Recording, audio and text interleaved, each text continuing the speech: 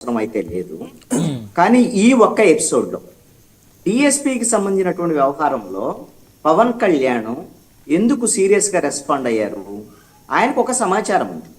ఆ సమాచారం ఏమిటి? ఈ డిఎస్పి ద్వారాగా అక్కడ పేకాట క్లబ్బులు, అసాంఘిక కార్యకలాపాలకి డిఎస్పి సహకరిస్తున్నాడు, ప్రోత్సహిస్తున్నాడు అనేటువంటిది ఒక ప్రాథమికమైనటువంటి సమాచారం నేపథ్యంలోనే deputy CM Pawan Kalyan respond అయినటువంటి పరిస్థితి ఉంది.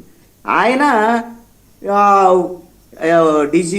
ఎస్పీతో మాట్లాడారు, ఎస్పీతో మాట్లాడి డీజీపీతో మాట్లాడి, డీజీపీ తర్వాత హోంమంత్రితో కూడా మాట్లాడి ఈ విషయంలో ఈ విధంగా అధికారులు గిన ఉంటే, ఈ విధంగా అసాంఘిక కార్యకలాపాలు నడిస్తే అది కూటమి ప్రభుత్వానికి నష్టం జరుగుతుంది. కాబట్టి ఒకవేళ దీని మీద పూర్తి స్థాయి విచారణ జరిపి చర్యలు తీసుకోమని అన్నాడు.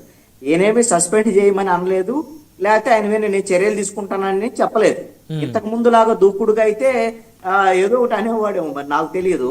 ఇప్పుడు పవన్ కళ్యాణ్ ఎంతో కొంత అప్పటికిప్పుడు కొంత డిఫరెన్స్ అయితే కనపడుతుంది పవన్ కళ్యాణ్. ఎందుకు